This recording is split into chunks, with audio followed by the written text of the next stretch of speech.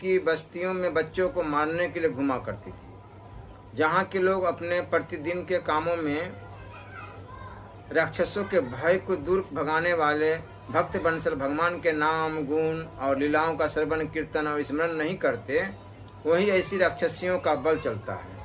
वह पुतना आकाश मार्ग से चल रही थी और अपनी इच्छा के अनुसार रूप भी बना लेती थी। एक दिन नंद बाबा के गोकुल के पास आकर उसने माया से अपने को एक सुंदरी युक्ति बना लिया और गोकुल के भीतर घुस गई। उसने बड़ा सुंदर रूप बनाया था। उसकी चोटियों में बेले के फूल गुथे हुए थे, सुंदर वस्त्र पहने हुई थी। जब उसके कर्ण फूल हिलते थे तब उनकी चमक से मुख की ओर लटकी हुई ललके और भी शोभायमान हो जाती थी। उसके नितंब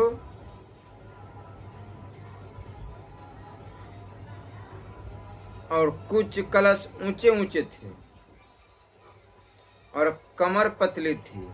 वो अपनी मधुर मुस्कान और कटाक्षपूर्ण चितवन से ब्रजवासियों का चित चुरा रही थी।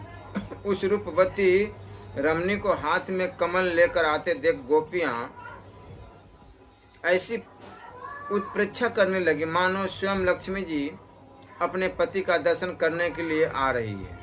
पुतना बालकों के लिए ग्रह के समान थी। वह इधर उधर बालकों को ढूंढती हुई अनायास ही नंद बाबा के घर में घुस गई। वहां उसने देखा कि बालक श्री कृष्ण सैया पर सोए हुए। परीक्षित, भगवान श्री कृष्ण दुष्टों के काल है, परंतु जैसे आग राख की ढेरी में अपने को छिपाए हुए हो, वैसे उस समय उन्होंने अपने प्रचंड तेज को छिपा रखा था।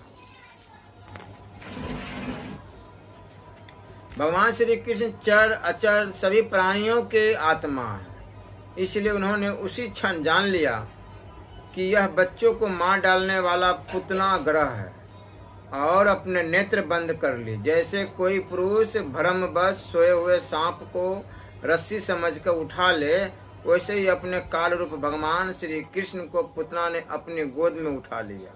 पुतना को देखकर भगवान श्री कृष्ण ने अपने नेत्र बंद कर लिए। इस पर भक्त कवियों और टीकाकारों ने अनेकों प्रकार की उत्प्रतिच्छाई की है, जिनमें कुछ ये है। श्री मध्वल्लाचार्य जी ने सुबोधनी में कहा है कि अविद्या ही पुतना है। भगवान श्री कृष्ण ने सोचा कि मेरी दृष्टि के सामने अविद्या टिक नहीं सकती, फिर लीला कैसे होगी। इस